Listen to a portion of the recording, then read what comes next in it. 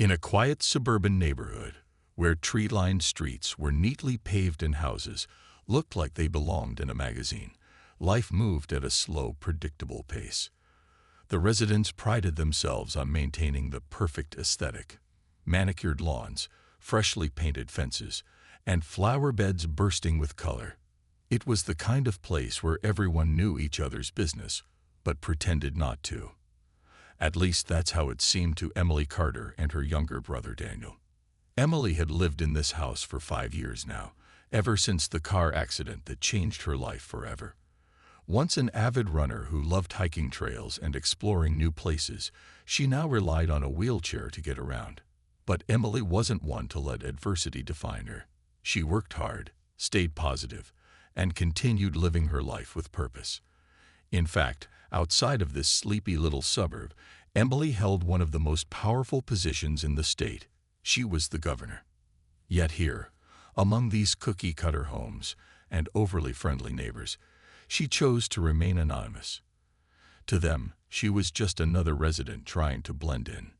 Daniel, her protective younger brother, handled most of the household responsibilities. He cooked meals, managed bills, and made sure Emily had everything she needed to live comfortably.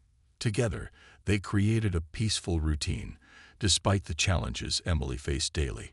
One thing that made their lives easier was the wooden wheelchair ramp leading up to their front door. It wasn't fancy or elaborate. It was functional, sturdy, and blended well enough with the exterior of the house. For Emily, it meant independence.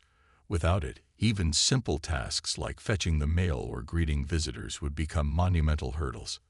But peace rarely lasts long in neighborhoods governed by strict homeowners associations, HOAs. This particular HOA was notorious for its rigid rules about appearances. Every mailbox had to match. No laundry could be hung outside. Even the color of curtains visible through windows was subject to approval. While some found comfort in the uniformity, others felt stifled by the lack of freedom. Emily and Daniel mostly ignored the HOA's nitpicking, focusing instead on making their home accessible and welcoming. Their neighbors didn't know much about Emily beyond her polite smiles and occasional absences. Some assumed she traveled often for work, though no one bothered to ask what that work entailed. They also didn't realize how accomplished she truly was, or how fiercely determined she could be when pushed too far. All they saw was a woman in a wheelchair whose ramp, while practical, didn't quite fit their narrow definition of beautiful. Life in the neighborhood carried on as usual until one crisp autumn morning when everything changed.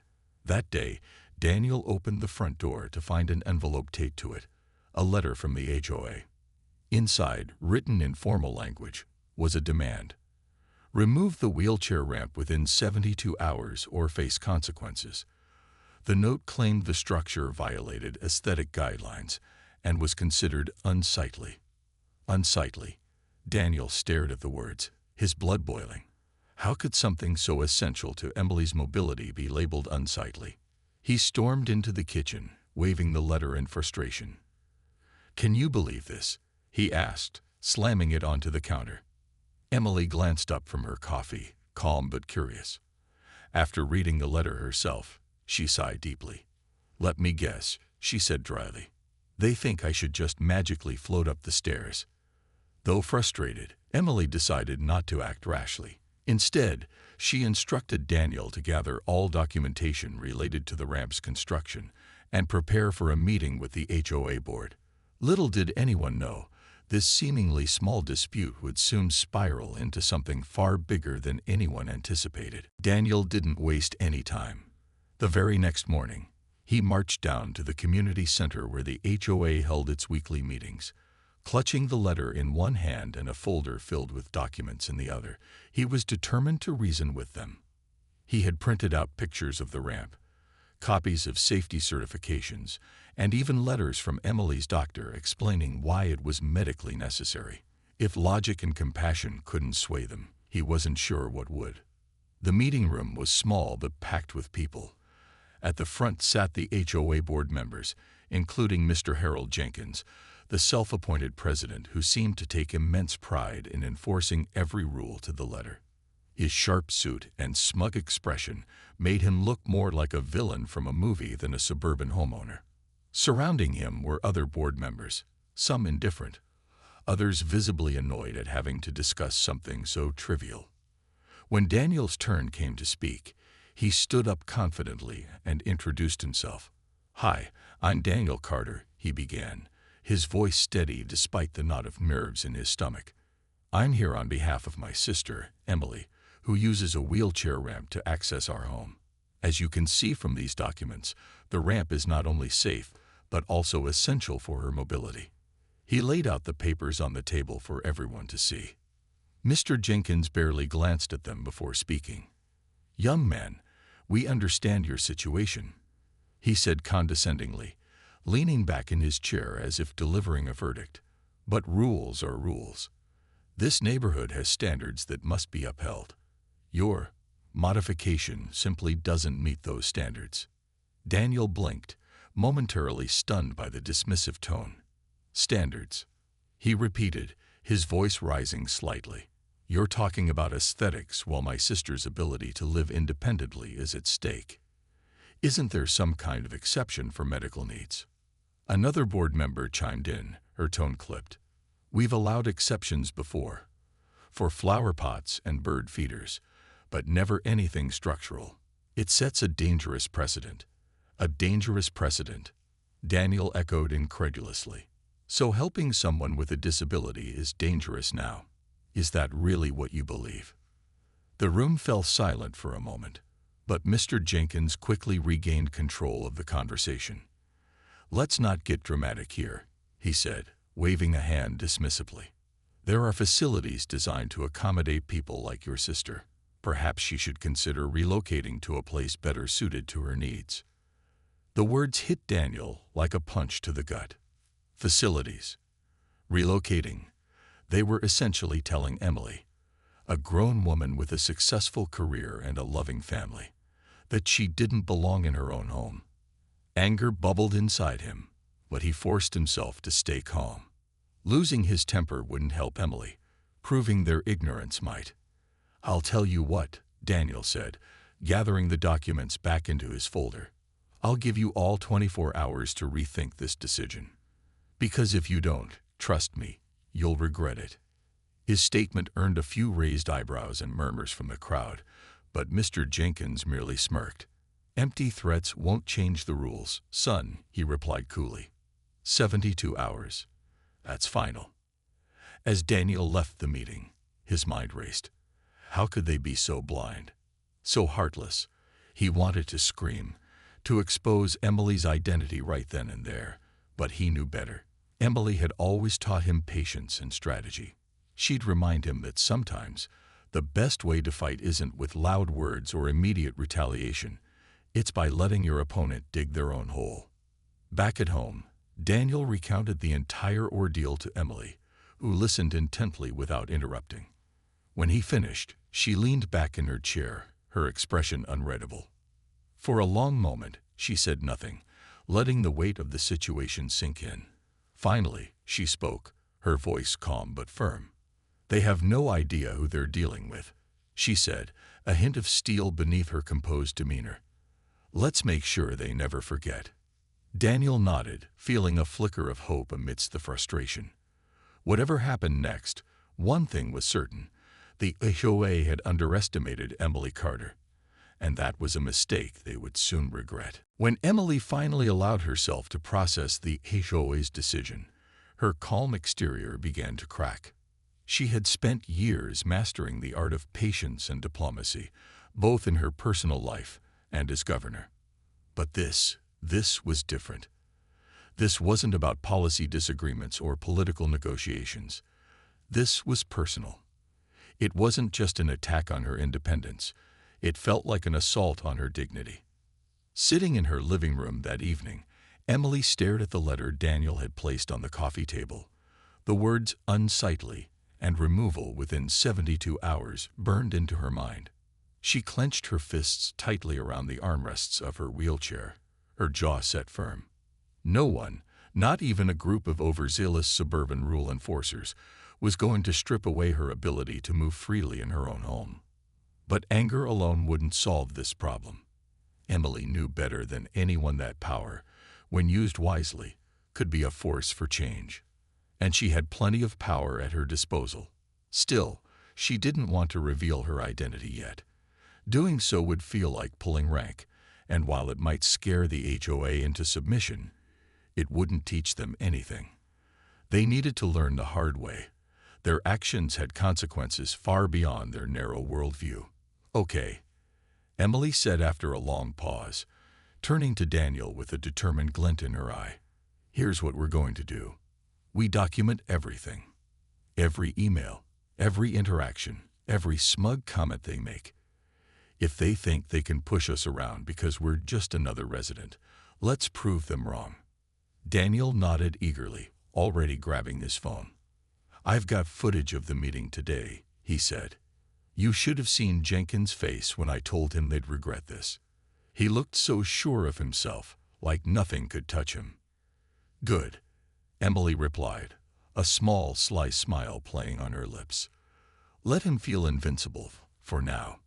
Arrogance always trips people up eventually."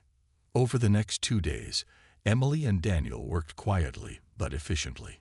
Daniel recorded videos of their interactions with the HOA, including a follow-up call where Mr. Jenkins reiterated the deadline with infuriating condescension. Emily drafted detailed notes, highlighting inconsistencies in the HOA's enforcement of rules. For example, why had they approved Mrs. Peterson's oversized garden gnome last summer but deemed a wheelchair ramp unacceptable? These contradictions would become key evidence later. Meanwhile, Emily couldn't help but reflect on how absurd the situation was. Here she was, a woman who had faced down lobbyists, negotiated billion-dollar budgets, and stood toe-to-toe with national leaders, all because a petty neighborhood committee thought her ramp ruined their precious curb appeal. The irony wasn't lost on her, and it fueled her resolve even more. On the third day, as the clock ticked closer to the deadline, Emily decided it was time to escalate things, but subtly. She called a close friend who happened to be a disability rights advocate and explained the situation. Her friend immediately offered to send over resources, including legal advice and connections to local media outlets. Emily thanked her but insisted they hold off on involving the press. For now, she wanted to see how far the HOA would go before exposing their behavior to the world. That night, as Daniel reviewed the growing pile of evidence, he glanced at Emily. "You know," he said, "you could end this tomorrow if you wanted to. One call from Governor Carter, and they'd be begging for forgiveness." Emily shook her head firmly. "No," she said, "this isn't about me throwing my title around. It's about showing them that they can't treat people like this, disabled or not, and expect to get away with it. Let them dig their hole deeper. When the truth comes out, it'll hit harder." As the final hours slipped away, Emily felt a strange mix of emotions: frustration, determination, and even a hint of excitement. She had spent her career fighting for justice on a grand scale, but this battle felt intimate, raw. It wasn't just about winning. It was about proving a point. The HOA had underestimated her, thinking she was powerless. But Emily Carter wasn't powerless, not by a long shot. And soon, they would find out exactly who they were dealing with. The morning of the deadline arrived with an eerie stillness, as if the neighborhood itself was holding its breath. Emily and Daniel woke early, both tense but prepared for whatever might come next. They had spent the previous night reviewing their strategy one last time. The cameras were set up discreetly around the house, capturing every angle. Neighbors who had noticed the activity whispered among themselves, curious about what was happening. Some even peered through their curtains, sensing that something big was about to unfold. At exactly 8:00 a.m., the quiet was shattered by the roar of heavy machinery. A bulldozer rumbled down the street, its massive yellow frame casting a long shadow over the pristine lawns. It stopped abruptly in front of Emily's house, idling loudly as workers climbed out to survey the scene. One of them carried a clipboard, glancing between it and the wheelchair ramp with clinical detachment. Daniel stepped outside, his phone already recording. "What are you doing?" he demanded, his voice sharp but controlled. The worker shrugged, clearly following orders. "We're here to remove the ramp," he said matter-of-factly, avoiding eye contact. "HOA says it's gotta go." Emily appeared behind Daniel moments later, rolling her wheelchair onto the driveway. Her presence seemed to command attention, even from the indifferent workers. She looked directly at the man with the clipboard. "You're really going through with this?" she asked, her tone calm but laced with steel. He hesitated for a split second before nodding stiffly. "Orders are orders, Mom." Without another word, the workers got to work. The bulldozer lurched forward, its blade slicing into the wooden structure of the ramp. Splinters flew, and the sound of cracking wood echoed through the neighborhood. Neighbors began to gather, some standing on their porches while others ventured closer, unable to resist the spectacle. Whispers rippled through the crowd, some sympathetic, others judgmental. "Can't they just leave it alone?" muttered Mrs. Alvarez, an elderly woman who lived 2 doors down. She had always liked Emily and thought the HOA's stance was cruel. But not everyone shared her opinion. Standing near the back of the crowd, Mr. Jenkins watched with a satisfied smirk. He crossed his arms, clearly pleased with how smoothly things were going. To him, this was justice served, a victory for order and uniformity. As the destruction continued, Daniel kept filming, his hands trembling slightly. He zoomed in on the workers' faces, capturing their expressions. Most looked uncomfortable, avoiding eye contact with Emily or Daniel. But there was no hesitation in their movements. They were determined to finish the job. Within minutes, the once sturdy ramp lay in ruins, reduced to a pile of broken wood and nails. Emily didn't say a word during the entire ordeal. She simply sat there, her expression unreadable, watching as her lifeline was torn apart. Inside, however, a storm was brewing, every fiber of her being wanted to intervene, to stop them, to reveal her true identity and put an end to this madness. But she held herself back. This wasn't the moment. Not yet. Let them think they'd won. Let them bask in their short-lived triumph. When the workers finally packed up and drove away, leaving behind only debris and dust, the crowd slowly dispersed. Mr. Jenkins lingered for a moment longer, savoring his perceived victory. As he turned to leave, he caught Emily's gaze. For a brief second, their eyes locked, and something flickered across his face. Uncertainty, perhaps, or maybe the faintest hint of doubt. Whatever it was, it vanished quickly as he walked off, whistling casually. Once the street was empty again, Daniel knelt beside Emily, his anger barely contained. "They actually did it," he said, his voice shaking. "They destroyed it, right in front of everyone." Emily placed a hand on his shoulder, grounding him. "Yes, they did," she replied quietly. "But this isn't over. Not by a long shot." Her words carried a quiet certainty that calmed Daniel instantly. He nodded, understanding what she meant. The HOA had made their move, thinking they were untouchable. What they didn't realize was that they had just ignited a firestorm, one that would burn brighter than anything they could imagine. Later that evening, as the sun dipped below the horizon and painted the sky in hues of orange and purple, Emily sat at her kitchen table with Daniel. The remnants of the destroyed ramp lay outside like a scar on their otherwise peaceful home. But Emily wasn't dwelling on what had been lost. She was focused on what came next. Her mind raced with possibilities, each one sharper and more calculated than the last. "Send it," she said firmly, nodding toward Daniel's laptop. On the screen was an email draft addressed to several local news outlets.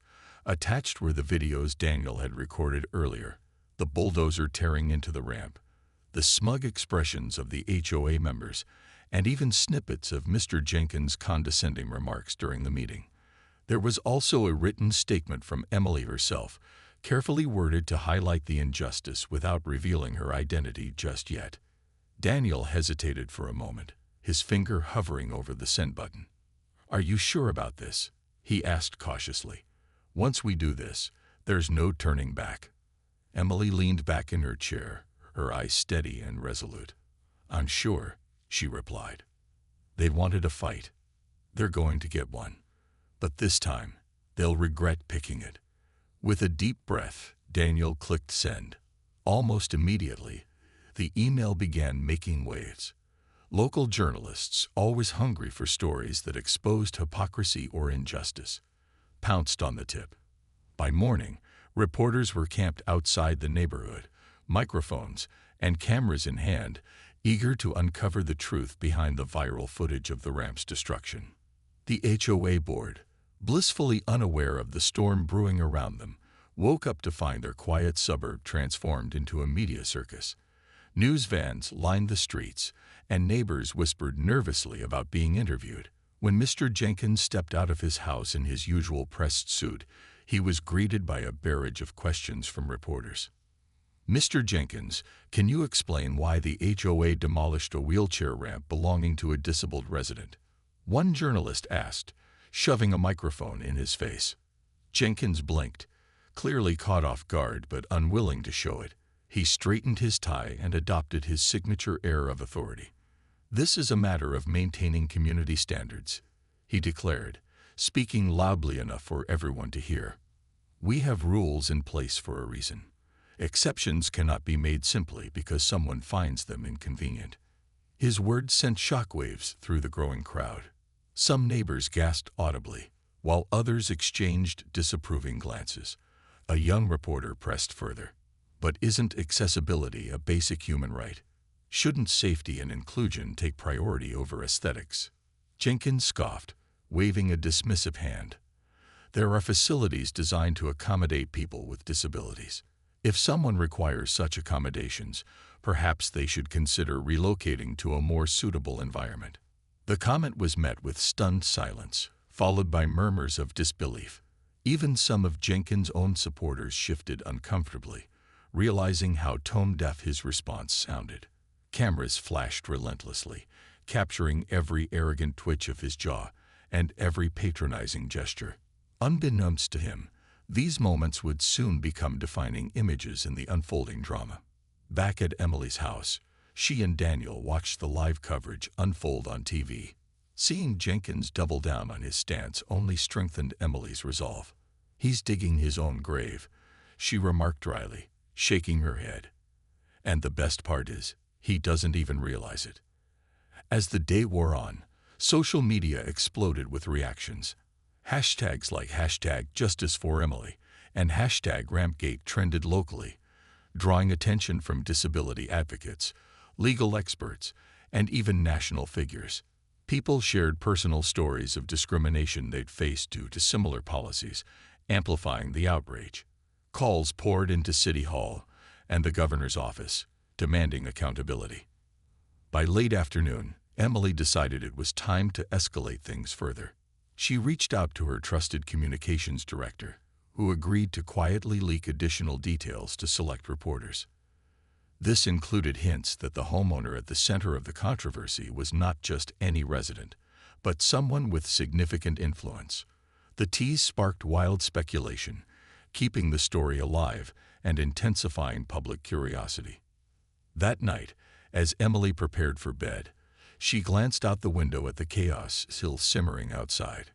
Reporters lingered on street corners, neighbors huddled in groups discussing the scandal, and the wreckage of her ramp remained untouched under the dim glow of a street lamp. Despite everything, she felt a flicker of satisfaction. The HOA had underestimated her, thinking she was powerless. Now they were trapped in a spotlight of their own making, and she hadn't even revealed her true identity yet. The next morning, the neighborhood buzzed with anticipation. Reporters were still stationed outside, their cameras trained on Emily's house like hawks waiting for their prey. Neighbors whispered behind closed doors, speculating about who this mysterious homeowner could be. Was she a wealthy businesswoman, a celebrity, or just an ordinary person caught in an extraordinary situation? No one knew for sure, but the suspense was palpable. Emily woke early, dressed in a crisp navy blue suit that exuded authority without being overly flashy.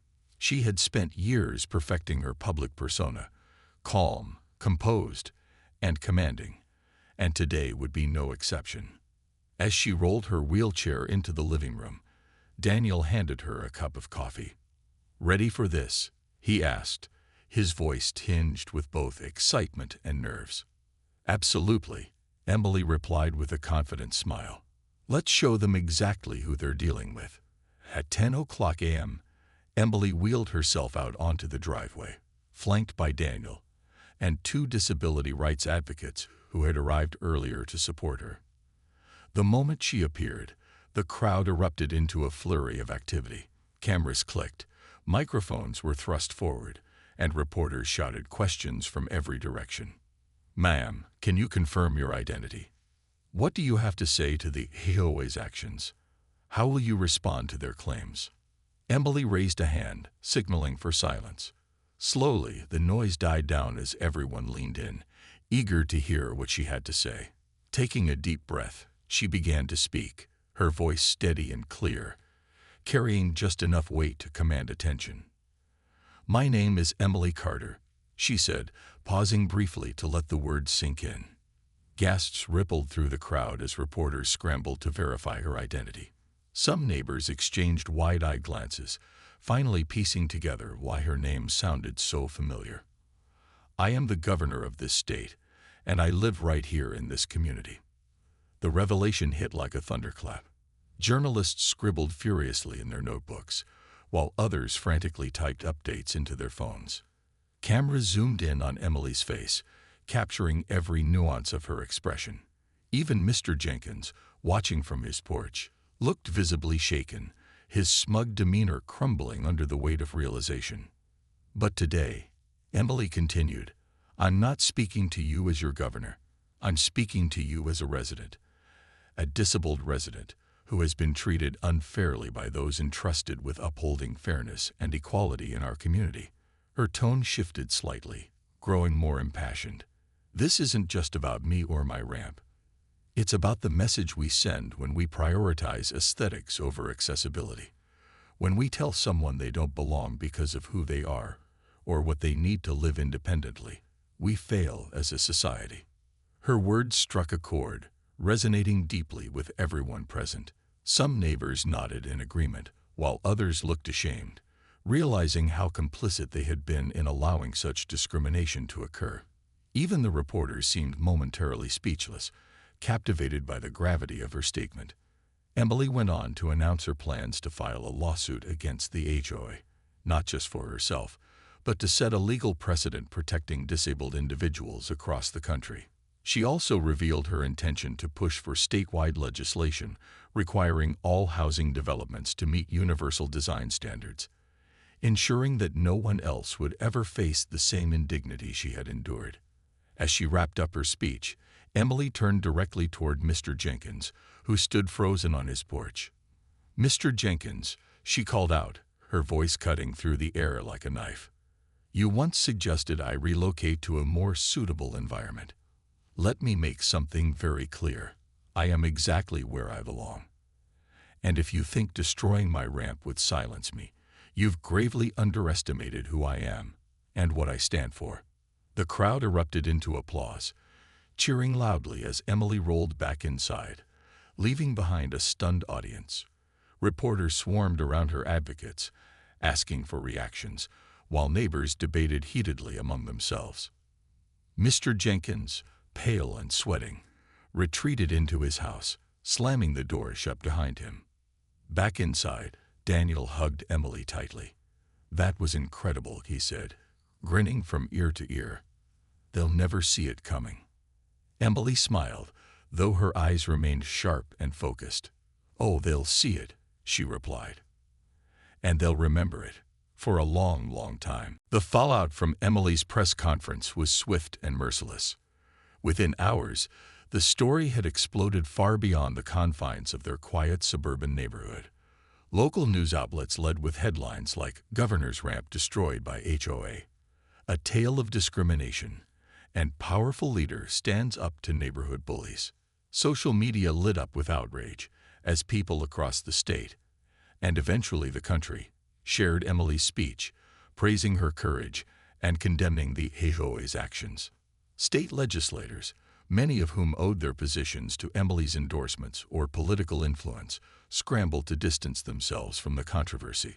Calls for investigations into the HOA's practices poured in from all sides. Disability rights organizations rallied behind Emily, organizing protests outside the neighborhood gates and flooding City Hall with petitions demanding accountability. Even national figures weighed in, with prominent activists calling Emily's case a watershed moment for accessibility rights. For Mr. Jenkins and the HOA board, life became unbearable almost overnight. Photos of Jenkins' smug expression during the bulldozer incident went viral, turning him into a symbol of unchecked privilege and prejudice. Memes mocking his comments about relocating to a more suitable environment spread across the internet, further humiliating him. Reporters camped outside his house day and night, hounding him for statements he refused to give. His once spotless reputation was now tarnished beyond repair.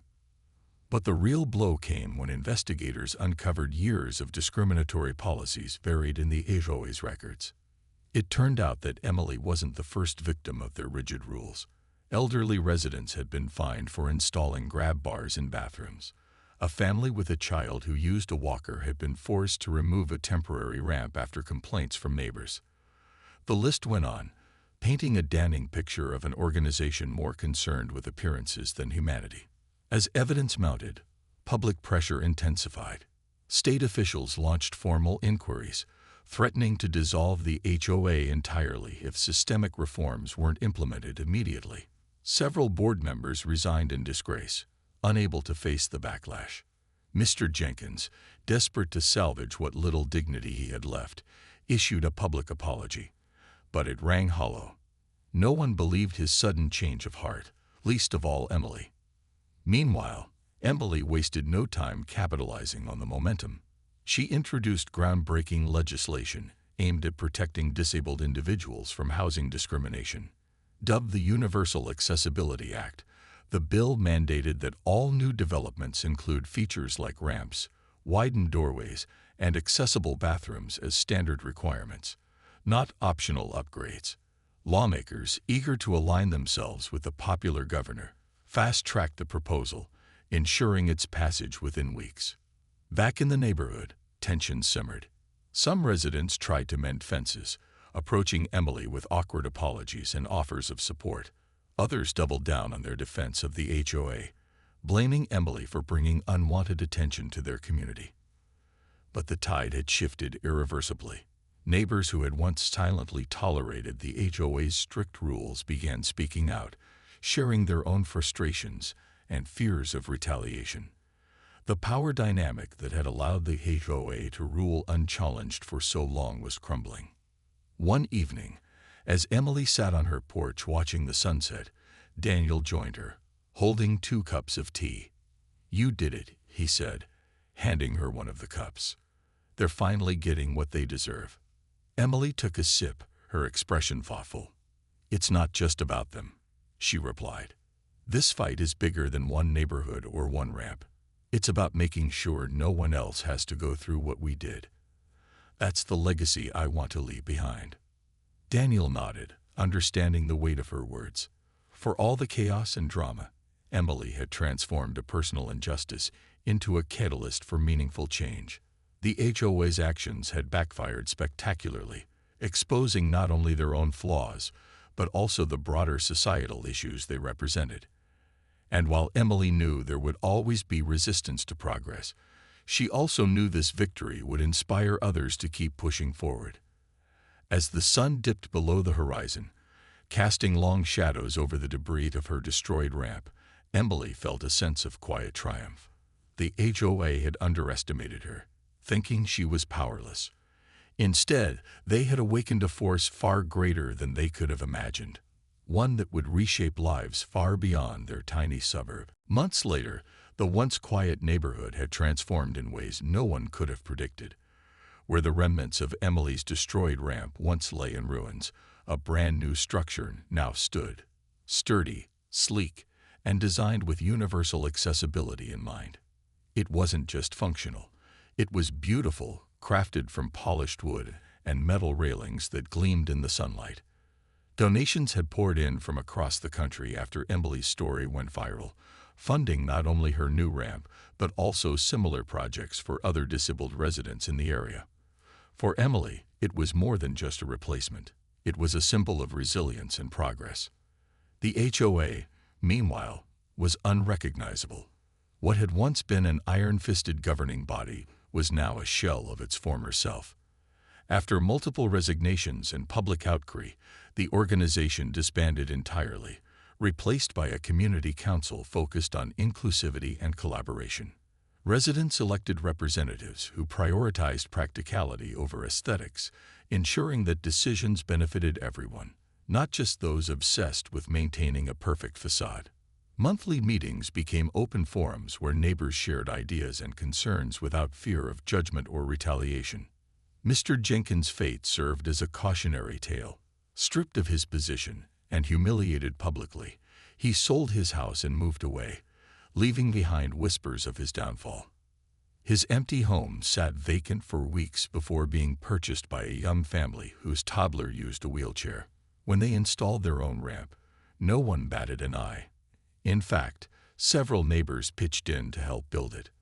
The irony wasn't lost on anyone, least of all Emily, who couldn't resist smiling whenever she passed the property. For Emily and Daniel, life returned to a semblance of normalcy, but with a renewed sense of purpose. Emily continued her work as governor, championing policies that promoted equality and accessibility statewide.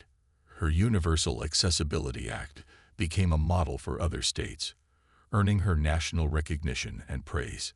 Yet despite her growing fame, she remained grounded, always remembering the small battles that fueled her larger mission. At home, she cherished the quiet moments, sipping coffee on her porch while watching the neighborhood come alive each morning. Daniel, too, found inspiration in the aftermath of the ordeal. He began volunteering with disability advocacy groups, using his experience to educate others about the importance of accessibility. Together, he and Emily became a formidable duo, turning their personal struggle into a movement that touched countless lives. Their bond grew stronger through the process, forged in the fires of adversity, but tempered by triumph. As winter approached, the neighborhood prepared for its annual holiday celebration, a tradition previously dominated by cookie-cutter decorations and stiff formalities. This year, however, things were different. Strings of colorful lights adorned houses alongside handmade signs celebrating diversity and inclusion. Children played tag on newly widened sidewalks, laughing freely without worrying about obstacles. Even the local park featured updated equipment designed for kids of all abilities, thanks to funds raised during the summer. On the night of the celebration, Emily rolled out onto her driveway to join the festivities. Neighbors greeted her warmly, many thanking her for sparking positive change. Some brought homemade treats, while others simply stopped to chat, sharing stories of how her courage had inspired them to speak up against injustice in their own lives. It was a far cry from the cold indifference she'd faced months earlier.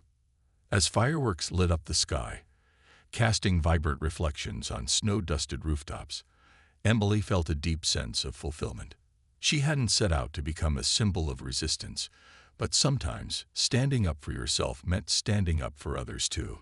The HOA may have tried to silence her, but instead they ignited a fire that burned brighter than anyone could have imagined. And so, under the glow of twinkling lights and bursting fireworks, Emily Carter smiled, not because she had won, but because she had made a difference. In a world often divided by rules and appearances, she had reminded everyone that true strength lies in compassion, unity, and the unwavering belief that everyone deserves a place to belong.